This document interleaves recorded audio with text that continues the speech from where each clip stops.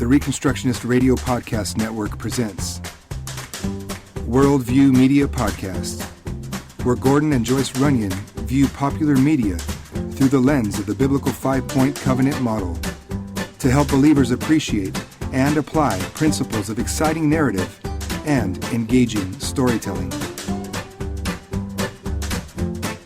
Hey. Here we are. Thanks for downloading this exciting episode of the Worldview Media Podcast.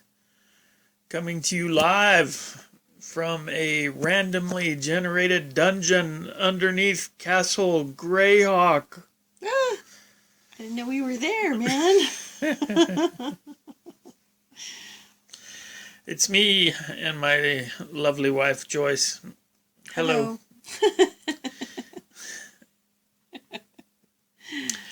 And we thought we'd take this episode to talk a little bit about a different kind of media, a little different kind of entertainment media. I want to talk for a little bit about games, board games, and other such things.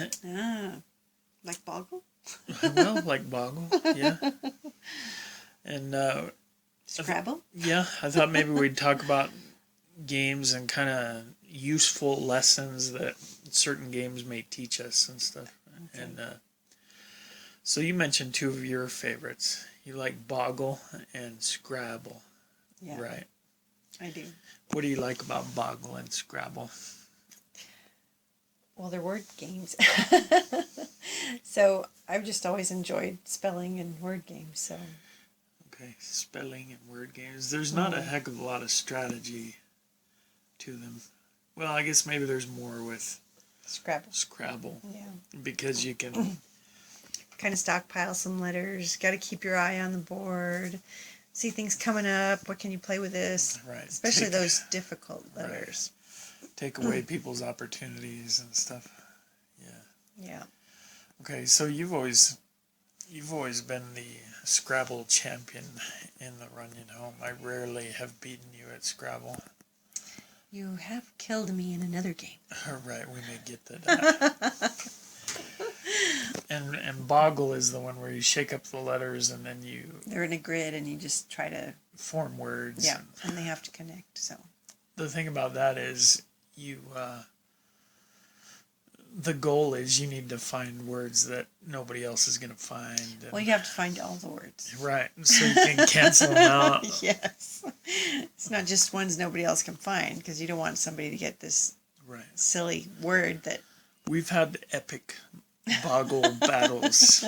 Yes, we have.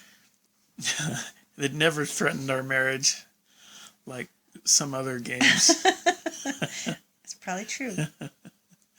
Okay, so those are two of your favorites. I was thinking that we here at the homestead, we also have, we have played at least, I don't know if we own them, but we've played 3 different versions of of Clue.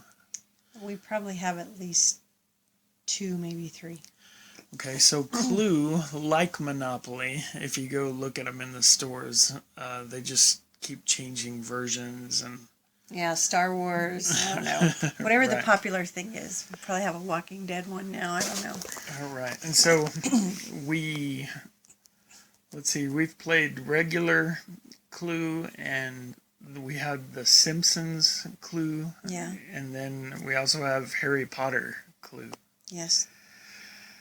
And really, the Simpsons Clue game is there's nothing new about it except for the layout of the board and the characters. Well, I think do you have like the donut or the pearl necklace, or, I mean, there's different... Well, yeah, all the features are Simpsons oriented and stuff, but... The board's pretty much the same. The gameplay is the same. Pretty standard. Harry Potter Clue, though, came around and did some... they revamped. And they did some crazy things. Where you can actually have horrible things happen to you while you're playing the game. And secret passages can change and stuff like that. And you can you can really get messed up. Or mess somebody else up out in the, Right. in the hallways. Now, what do you like about Clue, if you had to take it off the top of your head? It's just kind of fun. It's a game of deduction. Right. Well, that's kind of what I was going to say, that there are really some strategies in there. Y'all get mad at me for Your extensive notes that you have. Yeah. I take copious notes. That's right. And there really are, I think it's fun. You can develop strategies and try to trick people and stuff like that. And there's a lot of deception and bluffing involved, and or at least when we play, there is. When you play, I think. when I play, well, it's true. I do try to bluff and send people down the wrong paths and stuff like that. That's for sure. But I do think the good thing that Clue does for you, though, it does teach kids. We had our girls playing in it with us when they were, as soon as they were old enough to understand the rules, and we felt like we could trust them to actually show their cards when they should and stuff. To admit things, yeah. Right. But I felt like it was good strategically in terms of deductive reasoning and things like that, coming up with. Yeah. Well, and I think there's some things with memory, and I've already asked you this question, so I'm not going to ask you that again. And so, there's some things like that too. And having to problem solve. I know you have this one card that I've already seen, but I want to see if you have something else. And I have to figure out a way to get around you or whatever. So yeah, that's pretty fun. That's always been a good time. When the kids were young, I remember Carmen one time, we went through the whole game and she neglected to show anybody one of her cards. Yeah, I remember that game. And so we made her sleep outside for like a week. Yeah. Everybody hated her. It was terrible. She was outcast for a long time. Let's see. Other classic games that we've played before. We've played like Monopoly, I guess. Yeah.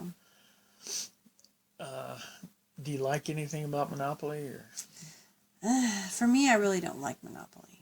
It's an acquisition game. Yeah. And it's just, you go around and around and around, and eventually it gets pretty long and boring. It does. For me, it gets long and boring. And then, finally you're just like, let me land on the one spot where I just don't have enough money. And I can be done.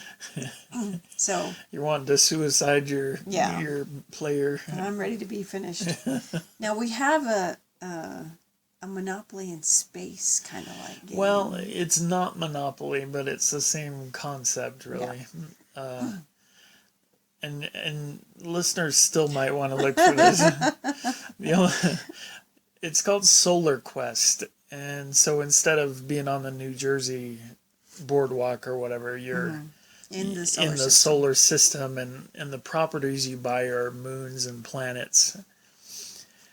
And then when one of your pieces gets close enough to your opponent's piece, if you want to, you can pay money and fire lasers at them to try to destroy them.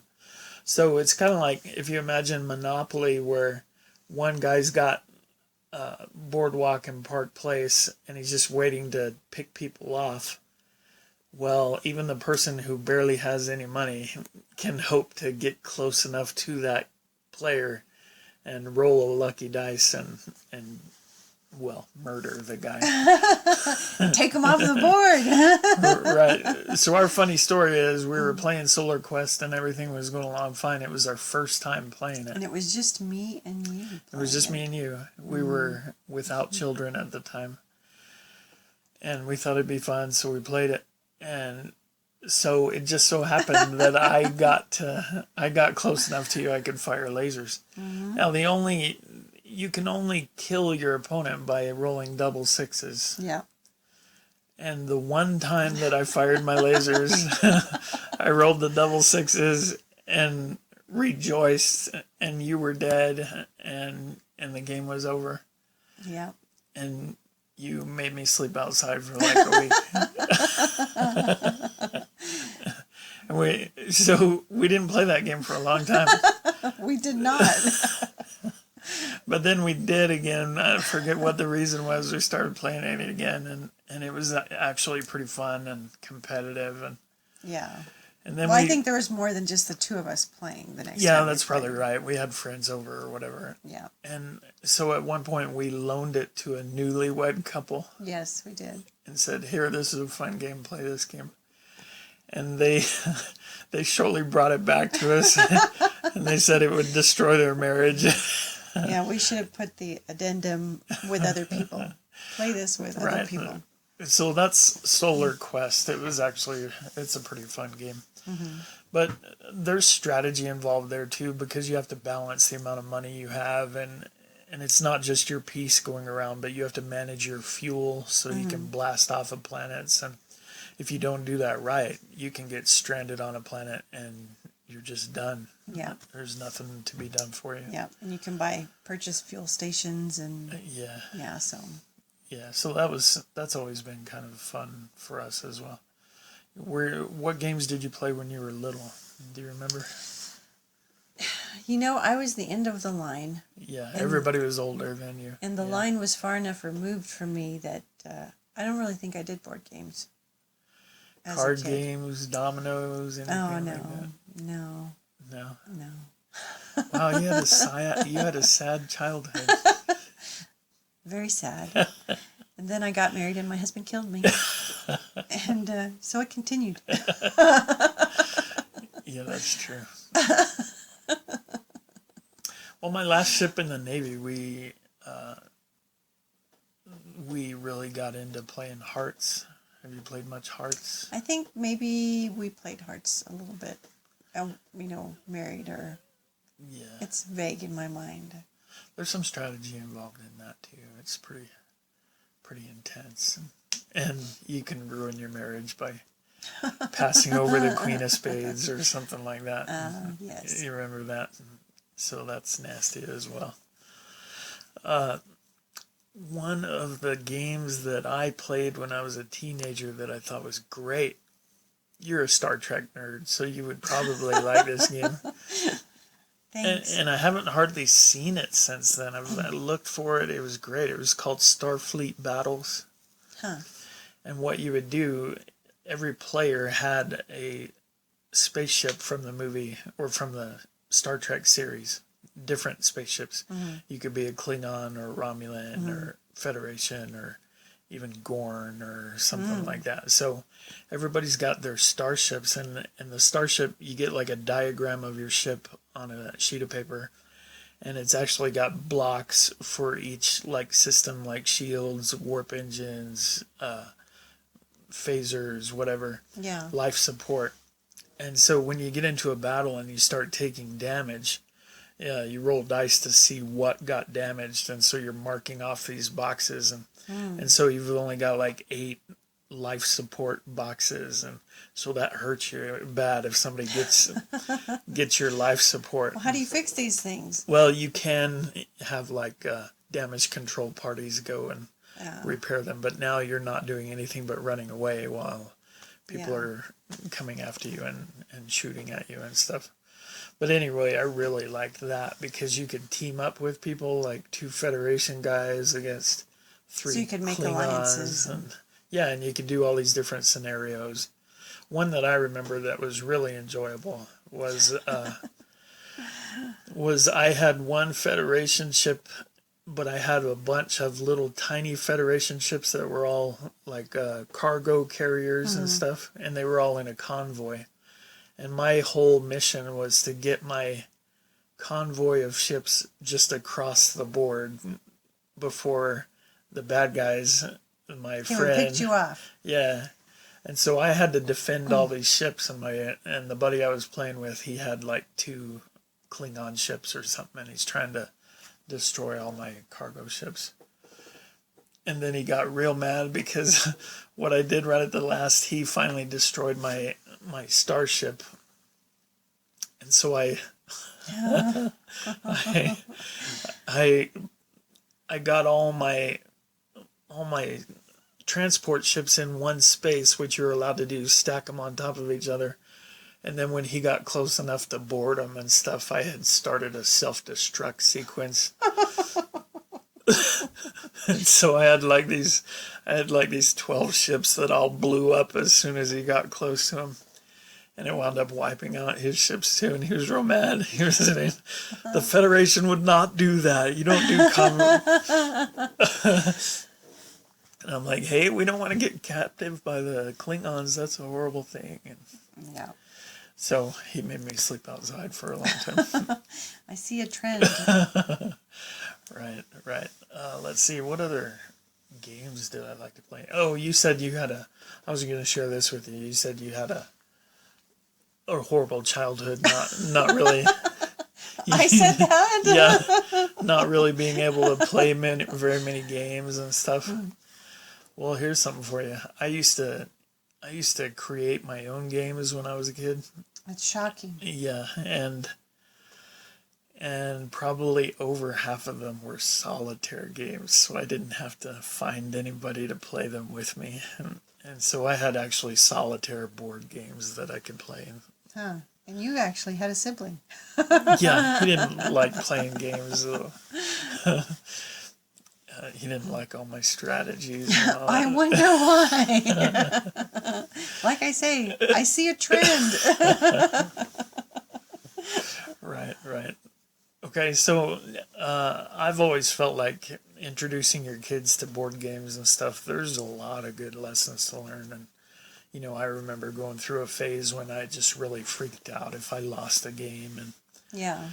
And so there are character lessons to be learned, and I really feel like there's a lot of, depending on the game, there's a lot of strategic things that you can Critical thinking deal skills, with. Yeah, problem solving. Seeing steps in advance and stuff. Of course, chess would be kind of the classic version of that. I was never good at chess. My dad was actually, when he was trying to teach me how to play chess, and I was a real little guy, he was actually nationally ranked as a chess player. And he had a little bit of a cruel streak to him, because he taught me enough to know how all the pieces move, but then he didn't really teach me anything else. So anytime that I played him, I'd be like checkmated in 4 moves or something. Well, you know, when we got married, I would go over and spend time with your parents. Right. And he also tried to teach me chess. Except he didn't do it completely as well. So I'd know some things, and then I'd say, oh, well, see, then I can do this, and this will put you in a bad situation. And it would be, well... Actually, there's a rule. Yeah, you would think you could do that, but actually, no. Yeah, see, that was my whole life. Growing up like that. So who had the bad childhood? No comment. I won all my solitaire games. So after a while, we didn't play chess, needless to say. Right. Let's see, any other favorite board games from your childhood strike you? I don't think so. All right, well, it's a good time for us to take our break. And when we come back, we're going to shift topics a little bit and talk about role-playing games. Ooh. All right, so back in a minute. The Reconstructionist Radio Podcast Network brings to you a complete lineup of podcasts where you will hear practical and tactical theology. Our desire is not simply that you consume our shows, but that you also live out your faith in every area of life. We can talk all day long about these things, but if we fail to put them into practice, then we fail as ambassadors of Jesus Christ, our King.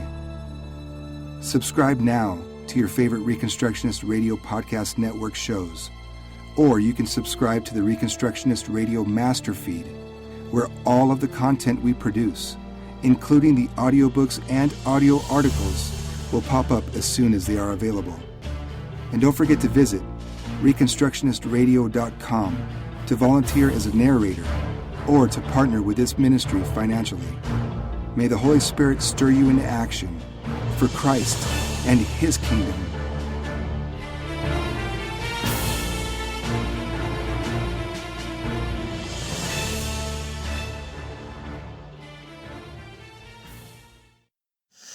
right, we're back. Worldview Media Podcast. Your No, it's not, we're not the one-stop shop. Reconstructionist Radio Network is the one-stop audio shop. Ooh, you changed it. For all your dominionizing needs. Nice. Even talking about how to think about entertainment media. And here we are. Mm-hmm. And so we're talking about some issues involved with game playing and what lessons can be learned and how it's useful. Well, now you have a bunch of video games. Right, video games. Which we didn't even talk about. Right. Well, I was going to mention that just a little bit. I have been one of those curmudgeonly, gray-bearded preacher guys who has really gotten angry at younger guys, millennials, spending hours and hours playing video games. Now, when you say younger guys, we're not talking teenagers. Well, we may be. I mean, late teens, 20s, maybe even into the 30s. Yeah. And I've been one of those who've been very critical of that and saying, you know, how can you possibly be getting anything done for the kingdom if you're spending all this time? Yeah. Right. And getting anything done, period. Right. And there may be some truth to that in a lot of cases, but then I remembered when I was a teenager and we didn't have the sophisticated video games. But what we did have was role-playing games. Mm-hmm. And, man, I hate to have to admit it, but I was a Dungeons and Dragons guy when I was a teenager. Mm-hmm. I feel myself going full nerd here. And it's really hard to come back once you go full nerd. I've heard that. And so, but then I remember spending long nights with friends playing Dungeons and Dragons and I mean, you know, staying up till 4 a.m. and stuff like that. And I'm not proud of it, but that was a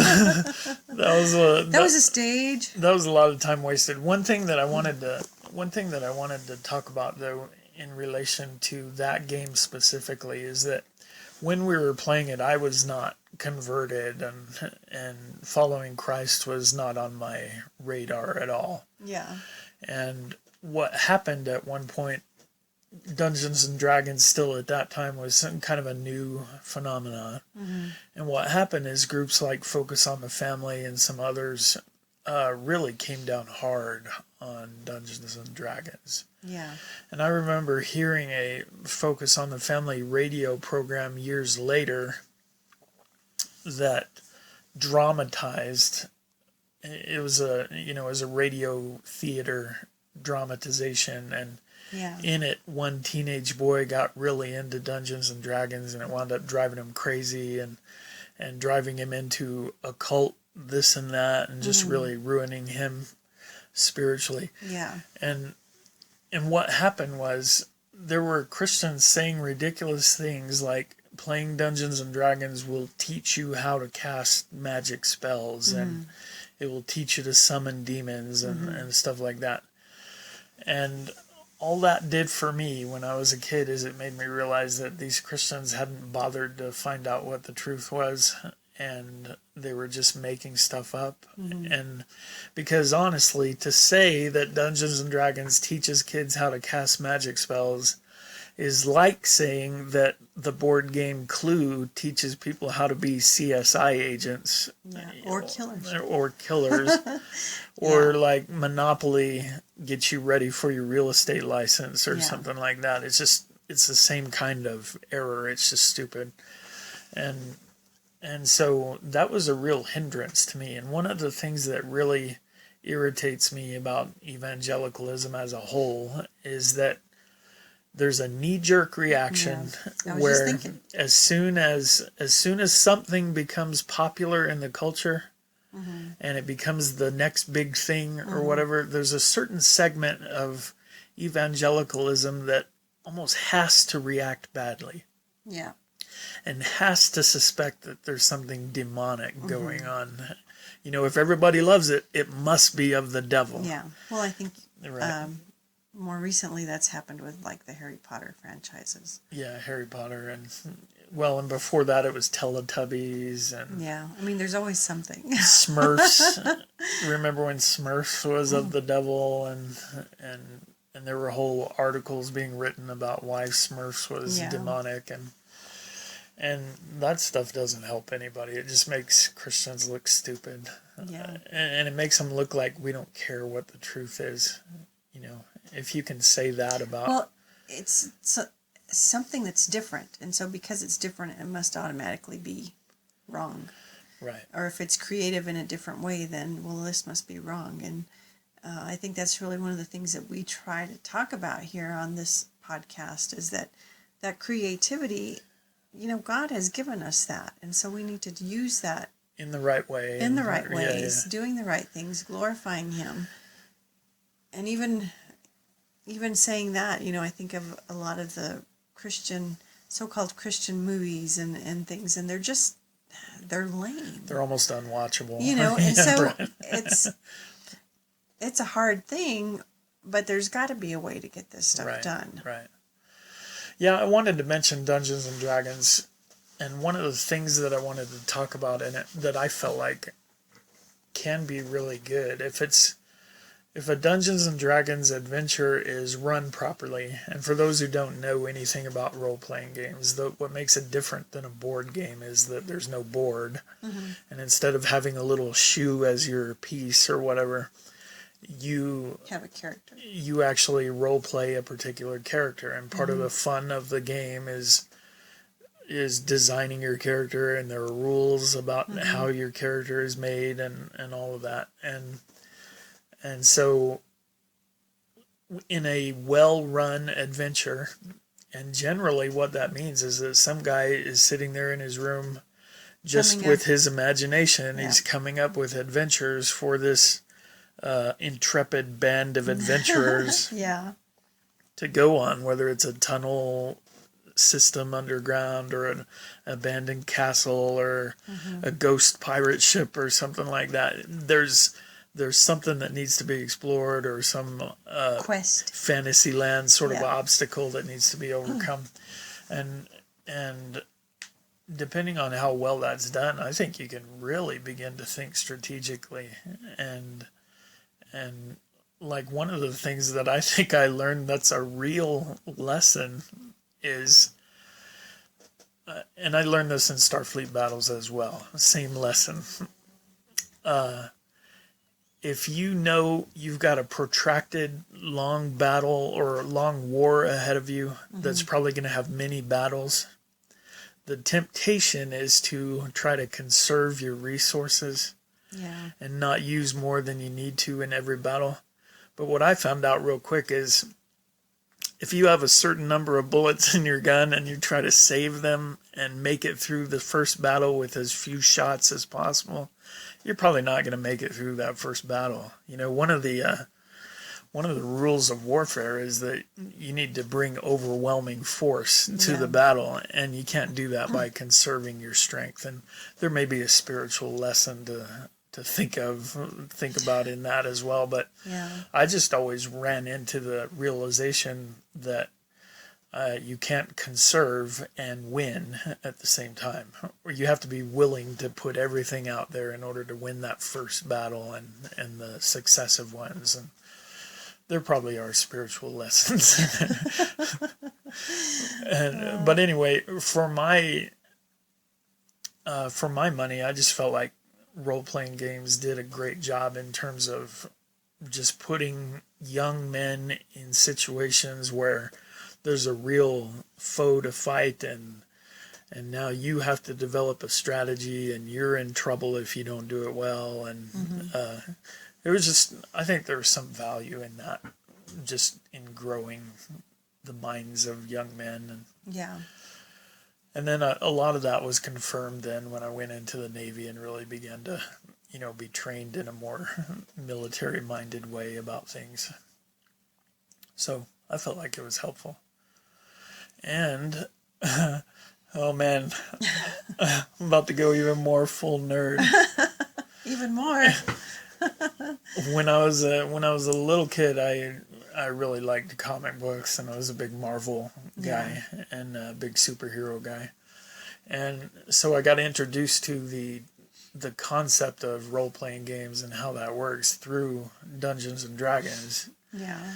And then on my own, I created a role-playing game that was set in a superhero comic book world. Yeah. And instead of creating your own fantasy characters, you create your own superhero character and fight these comic book battles and stuff. Yeah. And well, I remember us doing that. You made me. I showed it to you. Yeah. Well, you made a character for me. Oh, wow. I was a nerd. That was after we were married. Yeah. Right? Yeah. And you didn't divorce me. That was all right. And then later, it was only after I had spent a lot of time coming up with the rules and it was all original and everything. Then I finally went to a gaming store or something and found out there's this game called Champions that's all, that was it. Superheroes and way better than the one that I had made, And I was like, oh boy, now, color me embarrassed. But I felt like that was, like I say, I feel like it was helpful just in terms of strategic thinking and exercising the imagination and stuff. Unlike, I still think, unlike a modern video game, as fancy as it is and everything, nothing is really left to the imagination. No, you're reacting to everything in there, so. Right.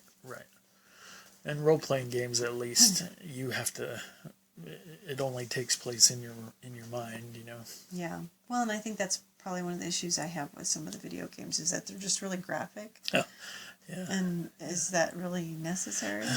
I don't know. So it's not necessary, but it's cool. Yeah. I guess.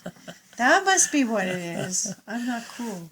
Oh, and then recently too, and it was, Reagan and I started watching The Walking Dead together, and even before we started watching it, I had an idea in my mind for a zombie apocalypse based board game, and I eventually put that together after we started watching The Walking Dead, and so I've actually got like a beta test ready version of this zombie apocalypse and we have played survival game, and I've got teenagers over that have played it and stuff and enjoyed it, and it was fun. And the more research I was doing about, like, is it possible to get this published or, get this put out? Just doing a tiny bit of research, I happened to Google best zombie board games, and the first thing that came up was somebody's list of the 100 top zombie apocalypse board games. 100? And as I was reading through it, I was like, oh, wait a second, this game does everything my game does.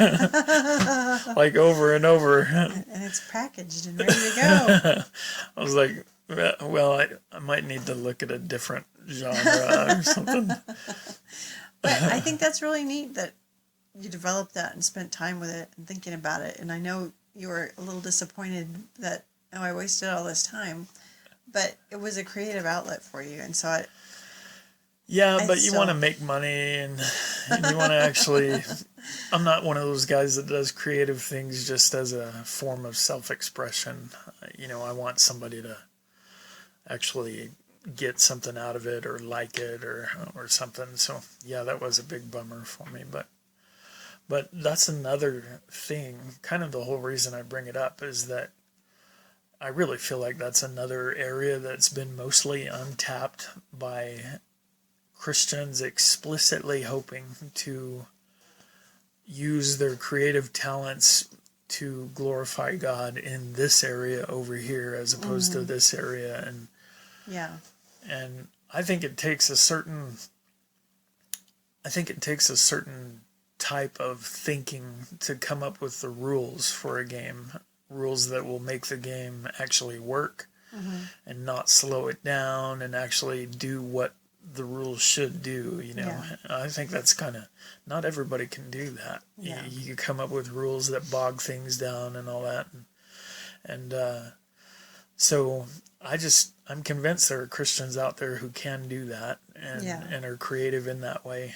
And I just go back to the video game designer who gave us feedback at the podcast here about the fact that he had spent a long time thinking if he was going to do anything Christian with video game design, it was going to have to be some kind of dopey version of VeggieTales or something like that. But as he listened, he realized, no, I can just come up with a great story and maybe have thematic content that communicates a biblical worldview or biblical truth of some kind. Doesn't even have to be explicit. And really, like Martin Luther said, you don't have to sew crosses on all your shoes if you're a Christian shoemaker. You just do the best job of any shoemaker around, and you'll honor Christ by meeting that need. And so I just encourage people to think creatively, even in that area of game playing. And well, when you were talking and saying, you know, you have to have all these rules for the games to work properly and to do what they're supposed to do, it just reminds me there's a spiritual lesson there, isn't it? There really is. You know, we live in this world, this game that's been set up with rules.